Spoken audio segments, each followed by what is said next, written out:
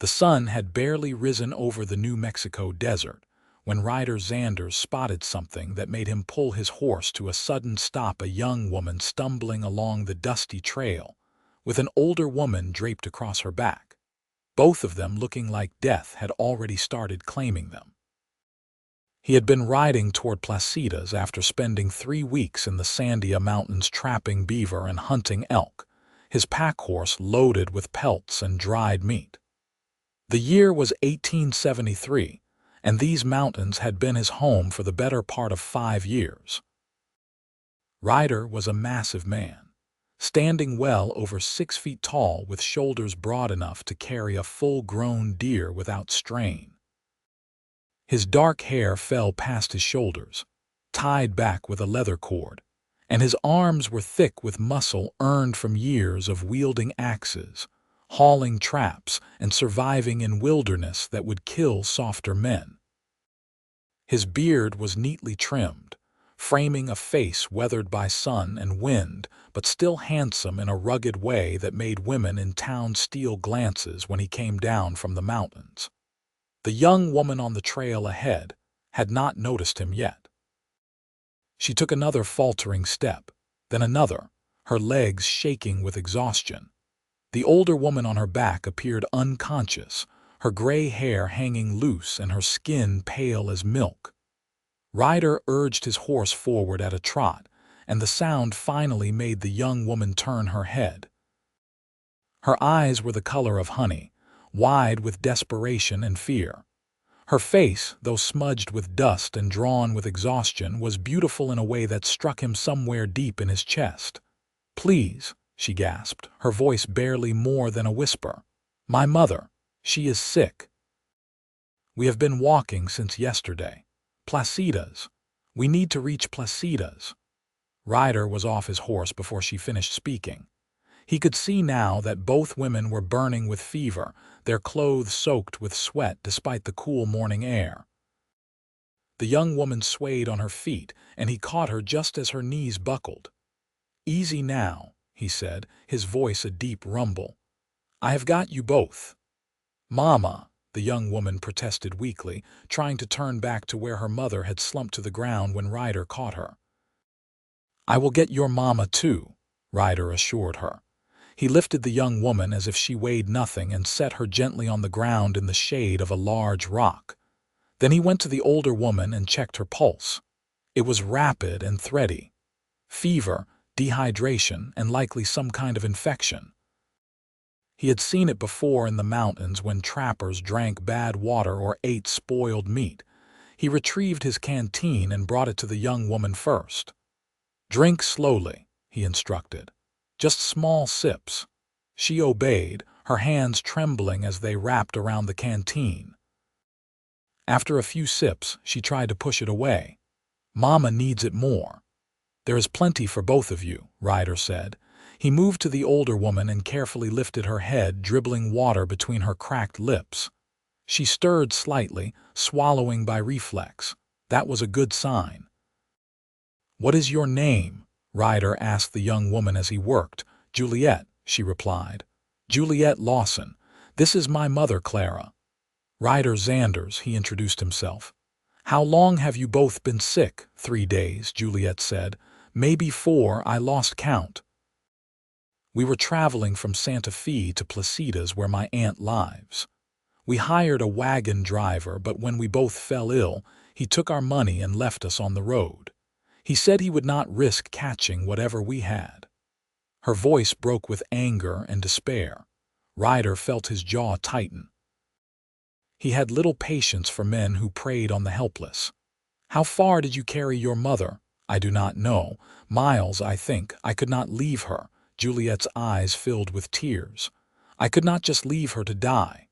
"You did good," Ryder said firmly. "Real good. But you are both in no condition to walk anywhere. I have a cabin about an hour's ride from here. It is well stocked with food and medicine. I will take you both there and tend to you until you are well enough to travel." Juliette looked at him with a mixture of hope and fear. "Why would you help us? You do not know us." "Out here, that does not matter much," Ryder replied. You need help, I can give it. That is enough." He did not wait for further argument. He moved with practiced efficiency, first settling Clara onto his horse, tying her securely so she would not fall. Then he lifted Juliette and placed her behind her mother, positioning her so she could lean forward and rest. She was so light in his arms, so fragile feeling that something protective stirred in his chest. "I will walk and lead the horse," Ryder said. "My pack horse will follow. Just hold on to your mother and try not to fall off." The journey to his cabin took closer to 2 hours because Ryder moved carefully, not wanting to jostle his sick passengers too much. Juliette drifted in and out of consciousness, and several times Ryder had to stop and adjust her position to keep her from sliding off. Each time he touched her, he was struck by how hot her skin felt through her dress. The fever was worsening. His cabin finally came into view, nestled in a small valley with a creek running nearby. It was solidly built, with thick log walls and a stone fireplace. Ryder had built it himself over the course of a summer, and it had sheltered him through harsh winters and scorching summers. He felt a strange satisfaction at the thought of bringing Juliette and Clara here, of having them under his roof where he could protect and care for them.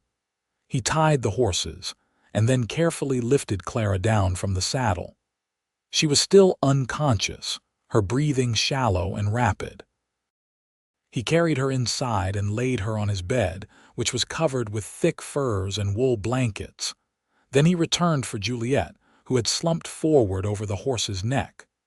"Come on, Juliette," he said softly, easing her down into his arms. "Almost there." She stirred slightly, her eyes opening just enough to see his face. "You have kind eyes," she murmured before slipping back into fever dreams. Ryder felt something twist in his chest again. He carried her inside and laid her on the bed next to her mother, then set about building up the fire and heating water. He had learned basic medicine from an old Navajo woman who had lived near his cabin years ago, before she passed.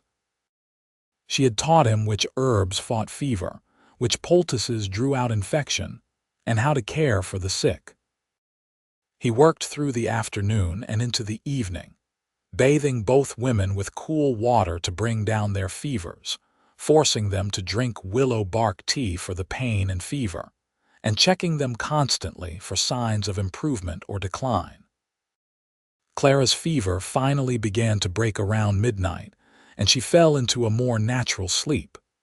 Juliette took longer, her fever spiking dangerously high in the dark hours before dawn.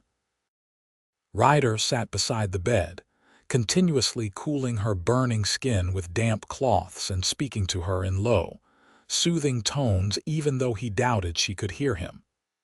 "You are strong, Juliette. You carried your mother for miles. You did not give up on her, and I am not giving up on you. You just need to fight a little longer."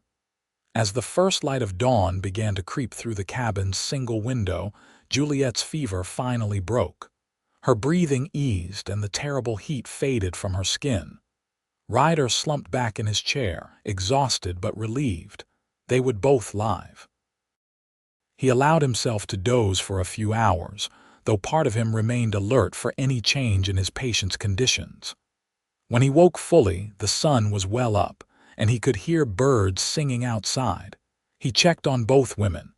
Clara was still sleeping peacefully, her color much better. Juliette's eyes were open, watching him. "You are awake," Ryder said, sitting up quickly. "How do you feel?" "Weak," Juliette admitted. Her voice was hoarse but clearer than before. "But better. My mother, she is doing well. Her fever broke last night. Yours took longer, but you are through the worst of it now." Tears spilled down Juliette's cheeks. "Thank you. I thought we would die on that road. I thought I had failed her." "You did not fail anyone," Ryder said firmly. He moved to the bed and helped her sit up slightly, then offered her water. "You kept yourself and your mother alive until help came. That takes strength most people do not have." Juliette drank gratefully, then looked around the cabin. It was spartanly furnished but clean and well organized. Furs hung on the walls alongside various tools and weapons. A large fireplace dominated one wall, and shelves held jars of preserved food and bundles of dried herbs. "This is your home." "It is," Ryder confirmed.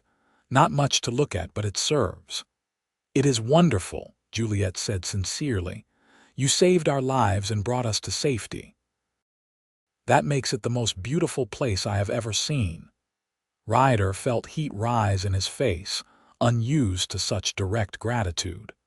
"I will make you some broth. You need to eat something light to rebuild your strength." Over the next few days, both women steadily improved under Ryder's care. Clara woke on the second day, weak but lucid, and wept with gratitude when she learned what Ryder had done for them. She was a handsome woman in her late 40s, with the same honey-colored eyes as her daughter and a gentle dignity that reminded Ryder of his own mother, long dead. "You are an angel, Mr. Xanders," Clara said, gripping his large hand with both of hers. "I do not know how we can ever repay you." "No repayment needed, madam," Ryder replied. "Just get well. That will be payment enough." As the women's strength returned, the cabin filled with life in a way it never had before. Ryder was used to solitude, but he found he did not mind the company. Juliette proved to have a quick wit and a warm laugh that made the cabin feel less like a hermit's shelter and more like a home. She insisted on helping with tasks as soon as she was able, though Ryder tried to make her rest. "I cannot just lie about while you do everything," Juliette protested on the fourth day. She was up and moving around the cabin, still weak but determined. "Let me at least help prepare the meals." "You are still recovering," Ryder argued. "So is Mama, but that does not mean we should be useless," Juliette countered. She moved to the hearth where Ryder had been preparing to make stew. "Besides, I suspect you could use a woman's touch in the kitchen." "When was the last time you had a properly seasoned meal?" Ryder had to admit that his cooking was more about sustenance than flavor. He stepped back and let Juliette take over, watching as she examined his stores and began pulling out various dried herbs and vegetables. Her movements were graceful despite her lingering weakness, and he found himself captivated by the way the firelight played across her features. She was younger than him, probably 22 or 23 to his 28 years, but there was a maturity in her eyes that suggested she had seen her share of hardship. Her honey-colored hair, now clean and brushed, fell in soft waves past her shoulders. Her figure, though thin from illness and hard travel, was shapely and feminine. But it was her spirit that truly drew him, her determination, her devotion to her mother, her refusal to give up even in the face of overwhelming odds. "You are staring, Mr. Xanders," Juliette said without turning around, though he could hear the smile in her voice. "Sorry," Ryder muttered, feeling his face heat again. "And you can call me Ryder. Mr. Xanders makes me feel like an old man." "Ryder, then," Juliette agreed. She glanced back at him and their eyes met. Something passed between them in that moment, something neither could quite name but both felt. Juliette quickly looked away, focusing intently on the stew. "And you should call me Juliette, or Julie, as Mama does." "Juliette suits you better," Ryder said. "It is a beautiful name." The stew Juliette prepared was the best thing Ryder had tasted in years, and Clara agreed enthusiastically. They ate together at Ryder's small table, and for the first time since he had built this cabin, Ryder felt like it was truly a home rather than just a shelter. As evening fell, Clara retired to the bed, which Ryder had given over entirely to his guests. He had been sleeping on the floor near the fire, insisting he was used to far worse conditions. Juliette helped her mother settle, then came to sit by the fire where Ryder was checking his traps and tools, preparing for when he would need to return to his work. "May I ask you something?" Juliette said softly, Of course. Why do you live out here alone? A man like you could have a good life in town, a wife, children." Ryder was quiet for a long moment, his hands still on the trap he had been examining. "I came out here after the war," he said finally. "I fought for the Union, saw things no man should see. When it was over, I could not settle back into town life. Everything felt too small, too confining. I needed space, needed quiet. The mountains gave me that." "Do you ever get lonely?" "Sometimes," Ryder admitted. He looked up at her and again felt that pull, that connection. Less so now. Juliette's cheeks colored prettily. "We will need to leave soon. Continue on to my aunt's house in Placitas, but I will be sad to go." "You are welcome to stay as long as you need," Ryder said quickly. "There is no rush. You should both be fully recovered before you travel." "You are very kind," Juliette said. She reached out and placed her hand over his. Her touch was gentle, warm, and sent a jolt through Ryder's entire body. "I do not think I have ever met a man quite like you, Ryder Xanders." Before Ryder could respond, Clara called softly from the bed. "Julie, dear, could you bring me some water?" Juliette squeezed Ryder's hand once, then rose to tend to her mother. Ryder sat staring at the fire, his hand still tingling where she had touched him, his heart doing strange things in his chest. The days that followed fell into a comfortable rhythm. Mornings, Ryder would check his trap lines and hunt for fresh meat while the women rested and grew stronger. Afternoons were spent in various tasks around the cabin, Juliette and Clara mending Ryder's clothes, which had accumulated quite a collection of tears and weak seams, while Ryder worked on repairs and improvements to the cabin. Evenings were for shared meals and conversation by the fire. Ryder learned that Juliette and Clara had been living in Santa Fe after Juliette's father died 2 years prior. He had been a shopkeeper, and after his death, they had struggled to make ends meet. Clara's sister in Placitas had invited them to come live with her, promising that her husband could find work for Juliette in his general store. "What kind of work did you do in Santa Fe?" Ryder asked one evening. "I was a seamstress," Juliette replied. "I made dresses for the wives of wealthy merchants and military officers. The work was good, but after Papa died, many of our customers took their business elsewhere. They did not trust a young woman and a widow to run a shop properly."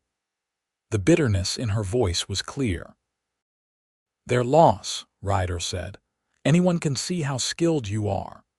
He gestured to his shirt, which Juliette had not only mended but had added reinforced stitching to the seams and a patch inside the collar that made it far more comfortable. "You are too kind," Juliette said, but she looked pleased. Clara watched the two of them with knowing eyes. She had noticed the way her daughter looked at Ryder when she thought no one was watching, and the way Ryder's gaze followed Juliette whenever she moved around the cabin. It reminded Clara of how she and her late husband had been in the early days of their courtship, drawn to each other like moths to flame, unable to hide their growing affection even when they tried. "Ryder," Clara said one afternoon when Juliette had gone to fetch water from the creek, "may I speak frankly with you?" "Of course, madam," Ryder replied, settling into the chair across from where Clara sat mending. "I see how you look at my daughter," Clara said gently, "and I see how she looks at you. I want you to know that I would not object to you courting her, should that be your intention." Ryder felt his face flush. "I have nothing to offer a woman like Juliette. I am just a mountain man living in a cabin miles from anywhere."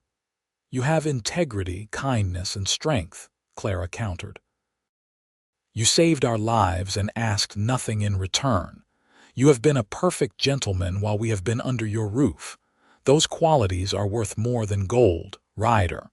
My daughter deserves a good man, and I believe you are that man. But what about your sister in Placitas?"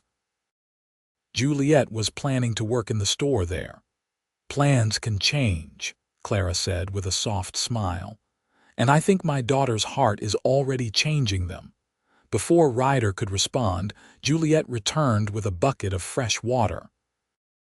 She looked between her mother and Ryder, sensing she had interrupted something significant.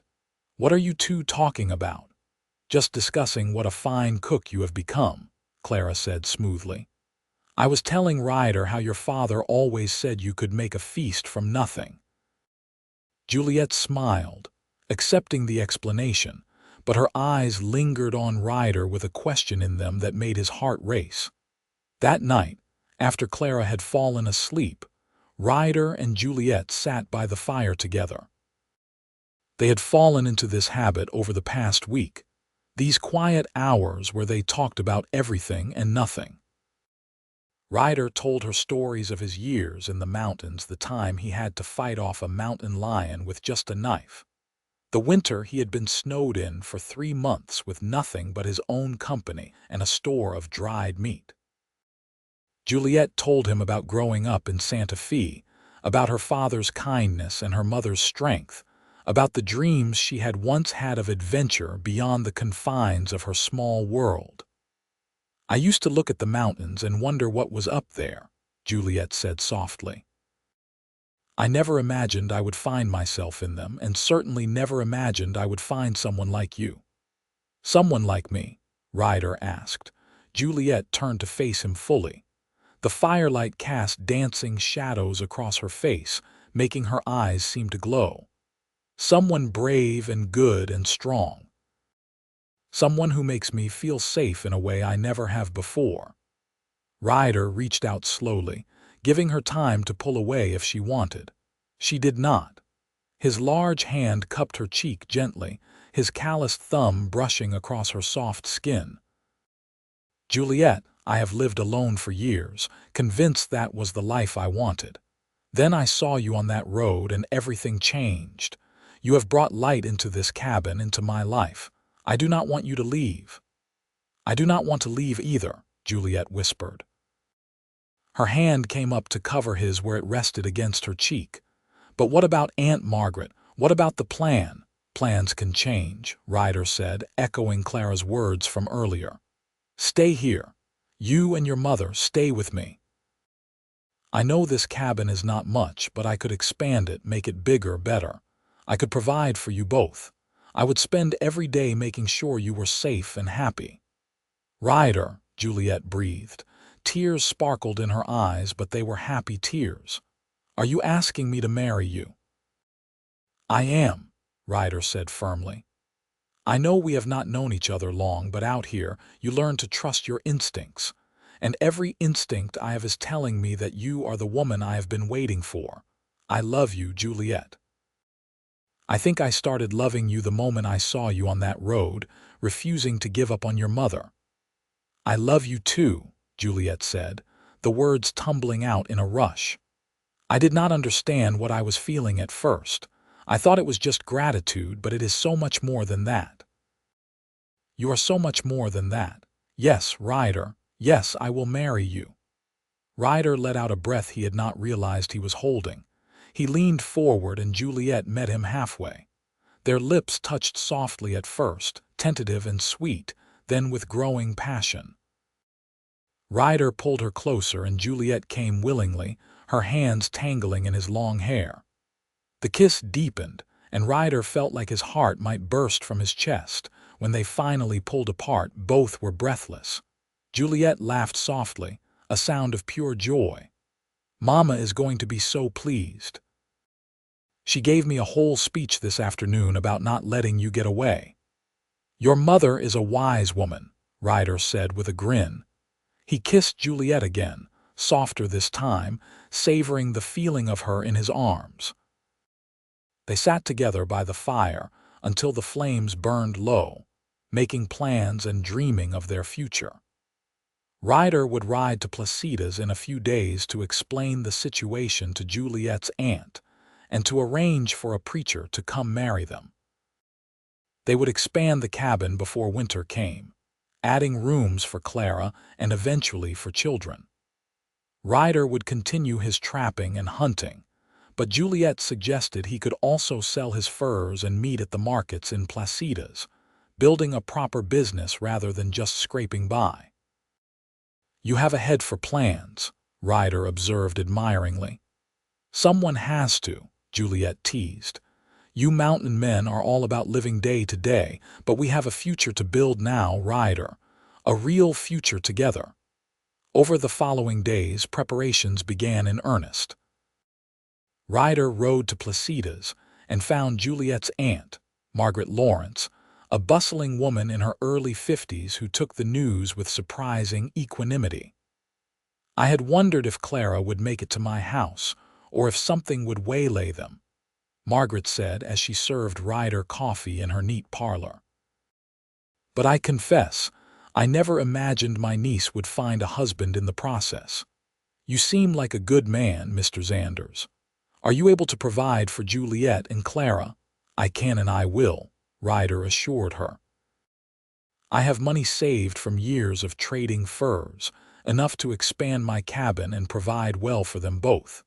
And Juliette has ideas for how we can build something more sustainable. I think we will do just fine, madam." Margaret studied him with sharp eyes, then nodded. "Very well. I will send word to Reverend Patterson. He makes a circuit through these mountains every few weeks. He should be by within a fortnight. Will that suit?" "That would be perfect," Ryder said. He also stopped by the general store and purchased fabric for a wedding dress, which he chose with Margaret's help, as well as supplies for expanding the cabin. The storekeeper, Margaret's husband Thomas, helped him load everything onto his pack horse. "Congratulations on your upcoming nuptials," Thomas said warmly. He was a portly man with a ready smile. "Margaret tells me your intended is quite a beauty." "She is," Ryder agreed. "But more than that, she is brave and kind and strong. I am a lucky man." When Ryder returned to the cabin, Juliette ran out to meet him, her face lighting up with joy. She had been watching for him, worried despite knowing he was more than capable of handling himself. Ryder dismounted and caught her as she launched herself into his arms, spinning her around as she laughed. "I missed you," Juliette said when he set her down. "The cabin felt empty without you." "I missed you too," Ryder replied, kissing her soundly. "And I brought you something." He reached into his saddlebag and pulled out the wrapped fabric. Juliette gasped when she unwrapped it and saw the beautiful white cotton printed with tiny blue flowers. "Oh, Ryder, it is perfect. But how did you know what to choose?" "Your aunt helped," Ryder admitted. "She wanted to make sure you would like it." "I love it," Juliette said, holding the fabric against herself. "I will make the most beautiful dress. Oh, Mama will be so excited to see this." Clara was indeed excited, and she immediately set to work helping Juliette design and sew the dress. Ryder, meanwhile, began the work of expanding the cabin. He cut and hauled logs, working from dawn until dusk with the single-minded focus that had helped him survive alone in the wilderness for so long. But now he had something to work for beyond mere survival. He was building a home for his family. Juliette would bring him water and food throughout the day, and often she would simply sit and watch him work. There was something mesmerizing about the way his muscles flexed and shifted beneath his shirt as he wielded the axe or lifted heavy logs into place. He was strength personified, and knowing that all that power was tempered by gentleness and kindness made Juliette's heart race.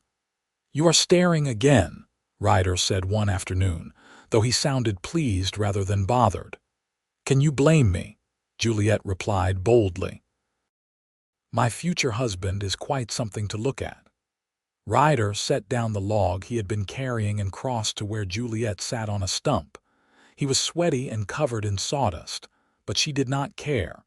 He pulled her to her feet and into his arms, and she went willingly.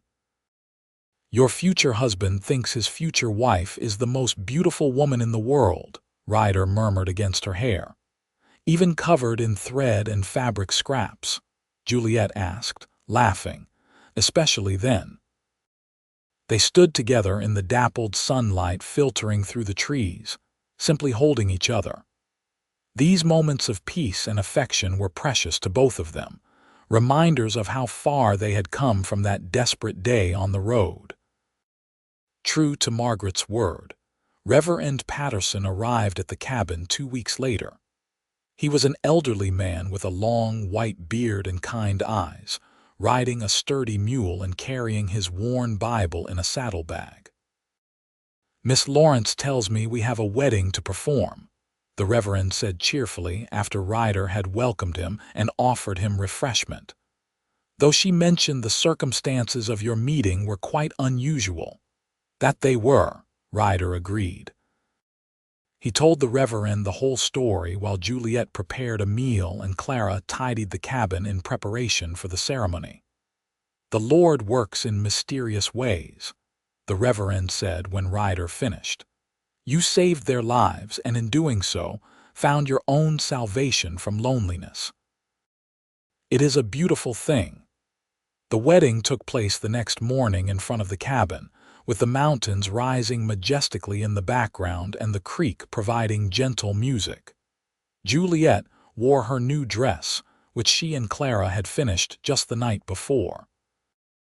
It fit her perfectly, highlighting her figure while remaining modest. She had woven wildflowers into her hair, and she looked so beautiful that Ryder felt his throat tighten with emotion when she walked out of the cabin. Clara stood beside her daughter, tears of joy streaming down her face. She had worried after her husband died that Juliette would never find a man worthy of her, that they would struggle alone for the rest of their lives. But here, in the wilderness of New Mexico, her daughter had found not just a husband but a true partner. Ryder had cleaned up as well as he could, trimming his beard and tying his hair back neatly. He wore his best shirt and trousers, and though he would never be a dandy, he looked strong and handsome and good. The ceremony was simple but heartfelt.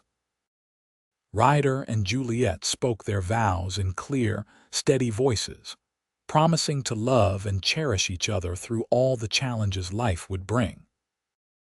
When the Reverend pronounced them husband and wife, Ryder cupped Juliette's face in his large hands and kissed her with a tenderness that made Clara weep even harder.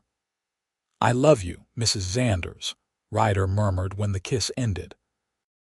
"I love you too, husband," Juliette replied, her eyes shining with tears and happiness. They shared a simple feast that afternoon, and the Reverend regaled them with stories of other weddings he had performed throughout the territory. As evening approached, he prepared to leave, wanting to make some distance before nightfall. "Thank you, Reverend," Juliette said, pressing a small pouch of coins into his hand, "for coming all this way." "It was my pleasure, child," the Reverend replied. "May God bless your marriage with joy, health, and many children." After the Reverend departed, Clara tactfully retired to the new room Ryder had built for her, leaving the newlyweds alone in the main room of the cabin. Suddenly, despite all the time they had spent together over the past weeks, Juliette felt shy. Ryder sensed her nervousness and took her hand gently. "We do not have to do anything you are not ready for," he said softly. "I am happy just to hold you." "I am ready," Juliette said, her natural boldness reasserting itself. "I am your wife now, Ryder.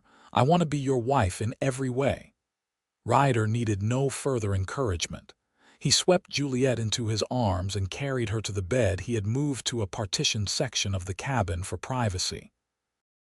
They loved each other with a passion born of deep affection and genuine connection, and when morning came, they woke wrapped in each other's arms, completely content.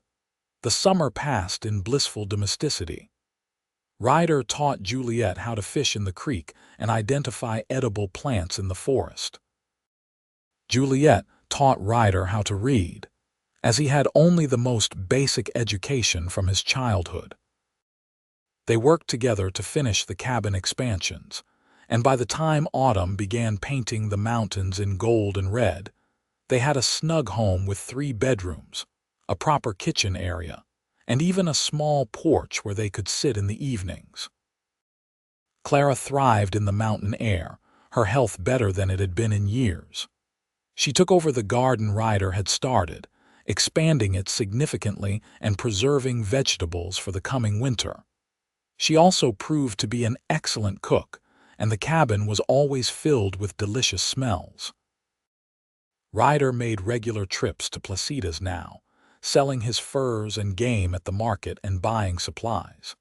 He became a familiar figure in town, and people soon learned that the mountain man was a person of integrity and skill. Thomas Lawrence, who ran the general store, began giving Ryder orders for specific furs and cuts of meat, which Ryder always filled exactly as requested. The extra income was welcome as Ryder and Juliette began planning for the future.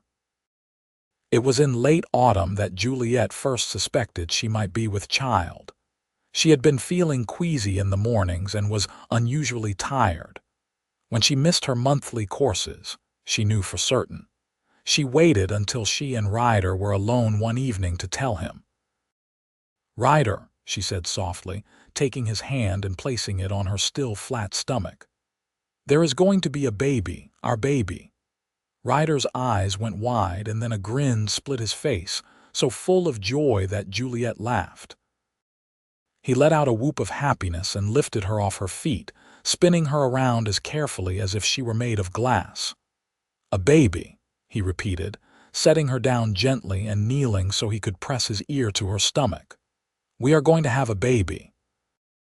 "We are," Juliette confirmed, running her fingers through his hair. "Are you happy?" "Happy does not even begin to cover it," Ryder said. He looked up at her with such love in his eyes that Juliette felt her own eyes fill with tears. "You have given me everything, Juliette. A home, a family, a reason to be more than just a man surviving in the wilderness. I love you more than I can ever express." "You express it every day," Juliette assured him. "In everything you do, every way you care for me and Mama, I could not have asked for a better husband." Clara was equally delighted by the news and immediately began planning for the baby's arrival. She fashioned tiny clothes from soft fabric Ryder brought from town and prepared a cradle from aspen wood that Ryder carefully sanded smooth. The cabin was filled with anticipation and preparation. Winter came early that year, blanketing the mountains in snow by mid-November. Ryder made sure they had more than enough supplies to last until spring, not wanting to risk leaving Juliette alone while he made the long journey to town. They settled into a comfortable rhythm, with long evenings spent by the fire, Clara knitting baby clothes while Ryder carved wooden toys and Juliette read aloud from books borrowed from the Reverend.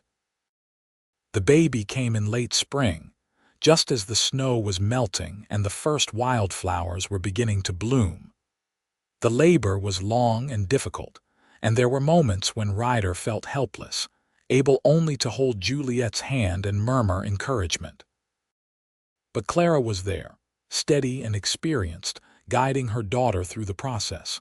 Finally, as dawn broke over the mountains, a baby's cry filled the cabin. Ryder, who had been pacing anxiously, rushed to the bed where Clara was cleaning a tiny, squalling infant. "You have a son," Clara said, tears streaming down her face as she placed the baby in Juliette's arms. Juliette, exhausted but radiant, looked down at the baby with wonder. "A son," she whispered. She looked up at Ryder, who stood frozen at the bedside, staring at the tiny person in his wife's arms. "Come meet your son, Ryder." Ryder approached slowly, almost reverently. When Juliette shifted to show him the baby's face, he felt something in his chest crack open. The baby had stopped crying and was blinking up at him with unfocused blue eyes. He had a shock of dark hair and tiny, perfect features. "He is beautiful," Ryder said, his voice rough with emotion. "Can I hold him?" Juliette carefully transferred the baby into Ryder's large, calloused hands. The infant looked impossibly small cradled in those powerful arms, but Ryder held him with exquisite gentleness. "Hello, son," Ryder murmured. "I am your papa. I promise I will always protect you and love you and teach you to be a good man." They named him Robert, after Ryder's father who had died when Ryder was young. Robert proved to be a healthy, happy baby, and he thrived under the attention of his parents and grandmother. Ryder was an attentive father, often carrying Robert in a sling while he did his work around the cabin. He would talk to the baby constantly, telling him stories about the mountains and the animals and the plants. Even though Robert could not yet understand, Juliette would watch them together, her heart so full of love she thought it might burst. She had not known such happiness was possible. Her life in Santa Fe seemed like a distant dream, someone else's story. This was her reality now. This cabin in the mountains, this strong and gentle man who loved her, this beautiful child they had created together, and her mother healthy and content in her later years. The years passed swiftly. Robert grew into a sturdy toddler, then a curious boy who followed his father everywhere, learning the skills of mountain living. When Robert was 3, Juliette gave birth to a daughter they named Rose. 2 years after that, another son arrived whom they called James. The cabin expanded again to accommodate the growing family, and Ryder's hunting and trapping business grew into a thriving enterprise. Clara lived to see all 3 grandchildren born, and she was a beloved presence in their lives, always ready with stories and hugs and freshly baked treats. She passed peacefully in her sleep when Rose was 5, having told Juliette just the day before that she was happy and had no regrets. "You found the right man," Clara said, holding her daughter's hand. "I worried so much after your father died, but I should have had faith." Everything worked out exactly as it was meant to. The family mourned Clara's passing, but they also celebrated the wonderful life she had lived and the love she had given them all. They buried her on a hillside overlooking the valley, where wildflowers bloomed every spring. As the children grew older, they became involved in the family business. Robert, serious and responsible like his father, learned trapping and hunting. Rose, who had her mother's clever mind and nimble fingers, helped Juliette with sewing and crafts that they sold in placitas. James, the youngest, was charming and outgoing, and he loved going to town with Ryder, helping negotiate sales and make connections. By the time Ryder was 40 and Juliette was 35, they had built something truly remarkable. Their home was not just a cabin anymore, but a small compound with multiple buildings, including a proper barn for horses and a smokehouse for preserving meat. They had become prosperous by mountain standards, and they were respected throughout the region. But more than the material success, they had built a family full of love and laughter. Their children were growing into fine young people, kind and strong and capable, and Ryder and Juliette's love for each other had only deepened over the years.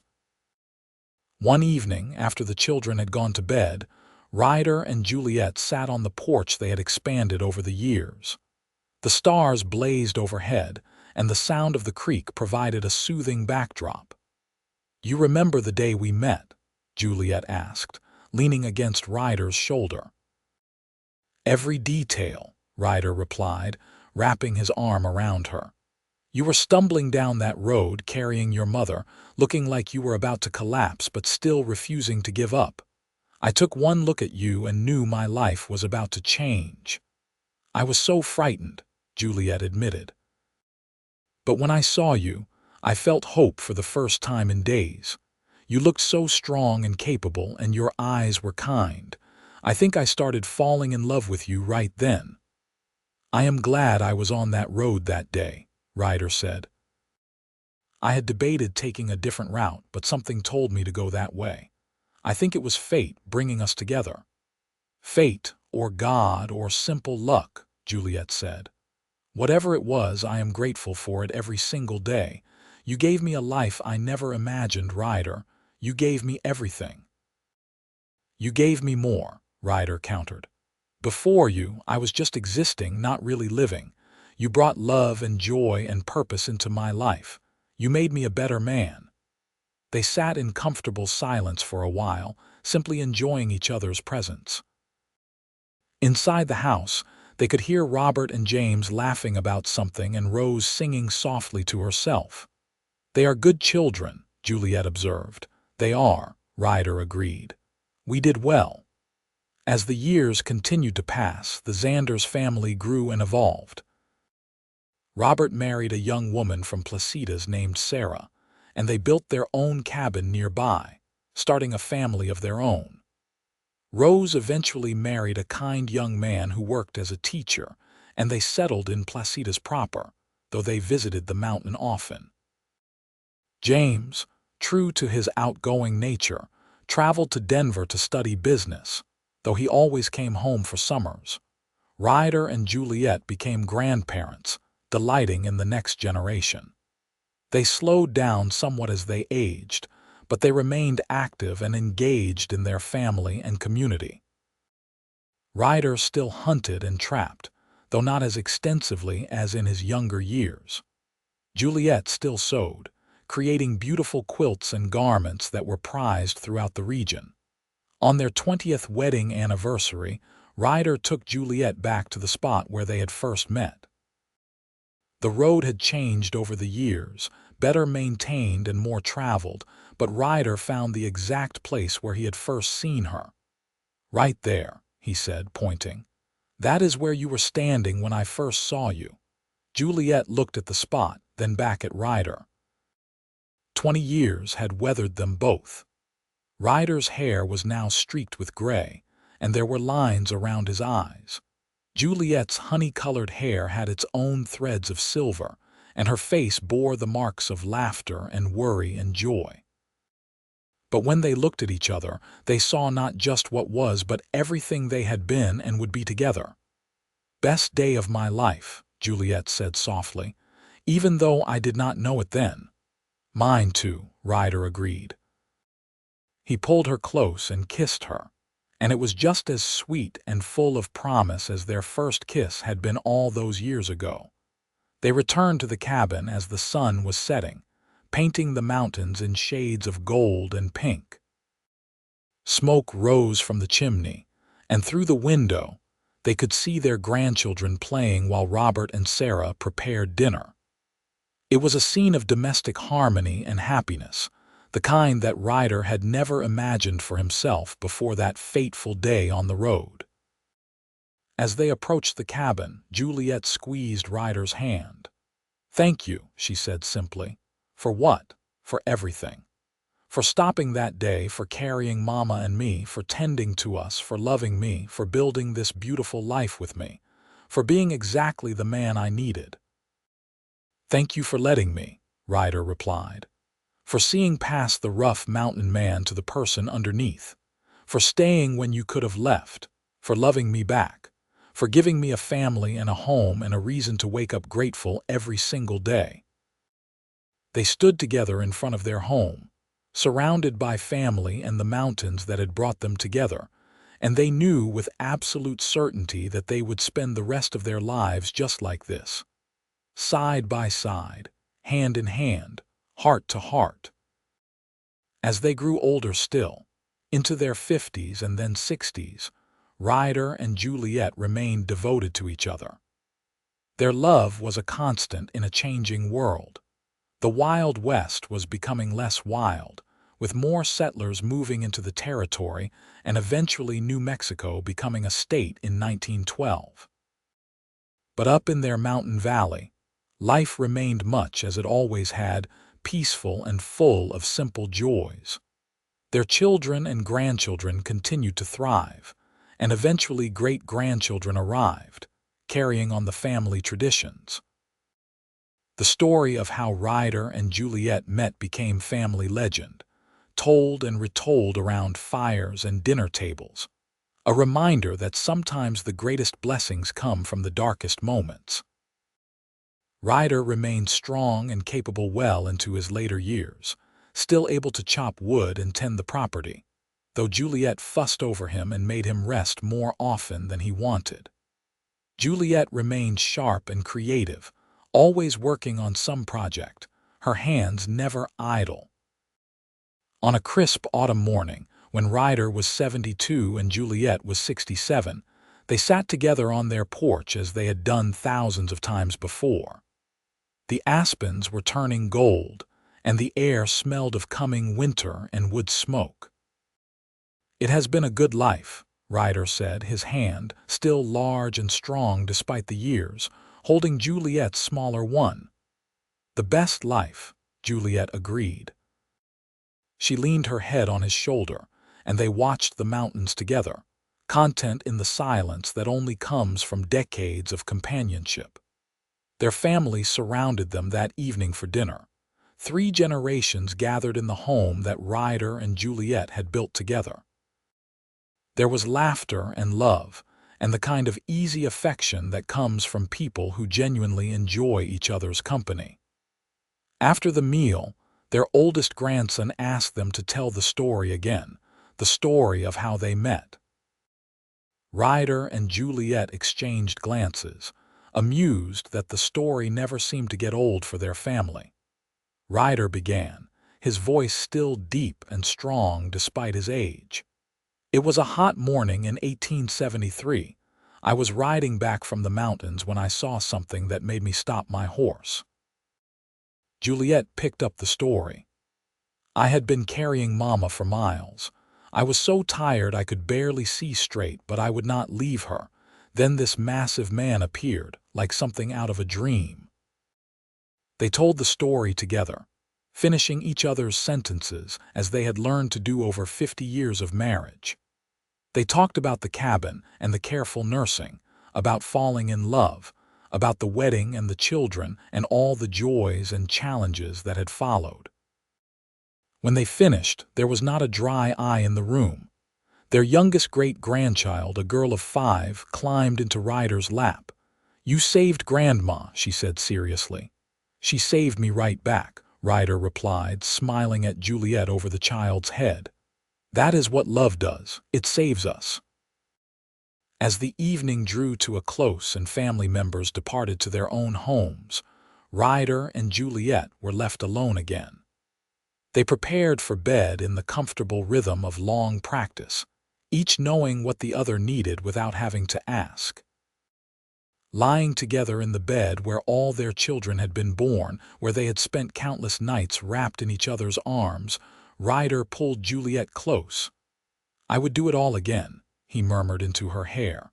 "Every single moment exactly the same." "So would I," Juliette replied. "Though maybe without the part where Mama and I nearly died." Ryder chuckled, the sound rumbling through his chest. "Fair enough, but everything after that I would not change a thing." "Neither would I, my love, neither would I." They fell asleep like that, as they had done for over 50 years, wrapped in each other's arms and surrounded by the home and family and love they had built together. The mountains stood eternal watch over them. The creek sang its endless song. And in the cabin that a mountain man had built for the woman he loved and her sick mother all those years ago, peace and contentment reigned. Ryder and Juliette lived many more years together, each day a gift they never took for granted. When they finally passed, it was within months of each other, their bodies worn out but their spirits unbroken. They were laid to rest on the hillside next to Clara, overlooking the valley where they had built their life together. Their descendants continued to thrive, carrying forward the legacy of love, courage, and devotion that Ryder and Juliette had established. The cabin remained in the family, carefully maintained and expanded over generations, a testament to what had begun on that hot morning in 1873, when a mountain man stopped to help 2 desperate women on a lonely road. The story of Ryder and Juliette became more than just family legend. It was written down and preserved, shared beyond just their immediate descendants. It became a reminder that kindness and compassion can change lives, that love can bloom in the most unexpected circumstances, and that sometimes the greatest adventures come from simply choosing to help someone in need. In the end, what had started with a simple act of mercy had blossomed into a legacy of love that spanned generations. Ryder Xanders, the solitary mountain man who had thought he was content with loneliness, had found instead that his greatest strength was in loving and being loved. Juliette, the young woman who had refused to abandon her sick mother even when it seemed hopeless, had found a partner who matched her courage and determination. Together, they had built something that lasted far beyond their own lifetimes, a family and a legacy rooted in the simple truth that love, in all its forms, is the greatest gift we can give and receive. Their story endured because it spoke to something fundamental in the human spirit: the need for connection, for partnership, for someone to carry us when we can no longer carry ourselves. And so, in a small valley in the mountains of New Mexico, surrounded by aspen and pine, watered by a clear creek and watched over by eternal peaks, the legacy of Ryder and Juliette Xanders lived on, a testament to the power of compassion, the strength of devotion, and the enduring nature of true love. The cabin still stood, generation after generation, a home built not just of logs and stone but of love and sacrifice, and the unbreakable bonds of family. It was a story that began with a dying woman being carried by her exhausted daughter and a mountain man who chose compassion over convenience.